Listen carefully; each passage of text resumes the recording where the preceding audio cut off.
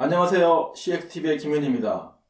오늘은 고객 경험 관점에서 싸구려가 된 택시 뒷자리란 주제로 말씀드리고자 합니다. 여러분은 혼자 택시를 타시면 보통 어디에 앉으십니까?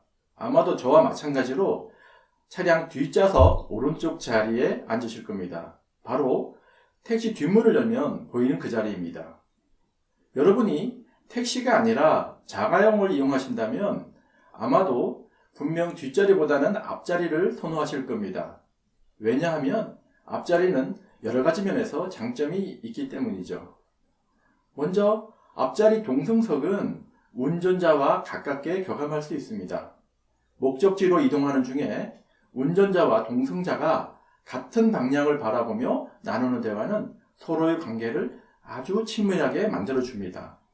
또한 앞 유리창을 통해 시야 가득히 들어오는 전경을 즐길 수도 있습니다. 이런 오감을 자극하는 즐거움은 앞좌석에서만 느낄 수 있는 특권이죠. 더구나 차량에 내장된 카메라로 촬영한 사진을 스마트폰으로 볼 수도 있고요. 블루투스 기능을 활용하면 스마트폰으로 듣던 음악을 차량에 탑재된 서라운드 스피커로 들을 수도 있습니다. 더욱 중요한 것은 앞자리에 내장된 안전과 편의성입니다. 앞좌석에는 다양한 안전장치와 편의장치가 있습니다.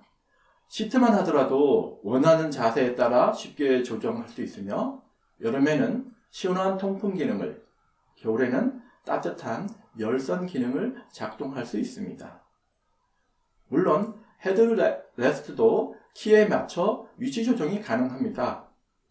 혹시라도 사고가 나면 몸을 보호하는 안전벨트는 물론이고 에어백도 달려 있습니다.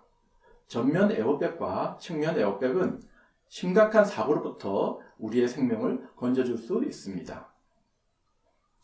반면에 중형 택시의 뒷좌석엔 없는 게 너무 많습니다.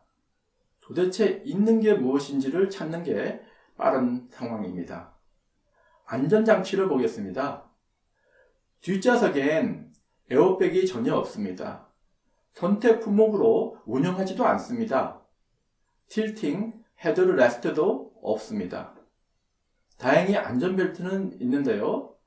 앞좌석과 착용감이 다르고 벨트를 찾아서 채우기도 쉽지 않습니다. 편의장치는 어떨까요? 뒷좌석 시트는 리클라이닝이 안 됩니다. 시트 재질도 운전석과 다릅니다. 열선 시트도 없습니다. 요즘 같은 추운 겨울엔 전철을 타도 좌석이 따뜻해서 좋은데 정작 택시 뒷좌석엔 이것이 없습니다. 당연히 통풍 시트 없고요. 아임레스트도 없습니다. 세이프티 파워 윈도우 없고요. 스마트폰 충전을 위한 USB 단자 물론 없습니다. 그 흔한 컵 홀더조차 없는 것입니다. 자, 여러분 절대 오해하지 마십시오. 저는 방금 고급 자가용과 택시를 비교한 게 아닙니다. 동일한 중형 택시의 앞좌석과 뒷좌석을 비교했습니다. 조금 전에 비교해 드린 것처럼 중형 택시 뒷자리 결코 안전하지도 편안하지도 않습니다. 안전과 편의성 측면에서만 보자면 중형 택시 뒷좌석은 결코 사람을 위해 설계된 자리라고 보기 어렵습니다. 한마디로 싸구려입니다. 어쩌다 한번 앉게 되는 동승석에는 그래도 안전과 편의장치가 들어있는데 99%의 확률로 탑승하게 되는 뒷좌석에는 왜 이렇게 허허벌판일까요?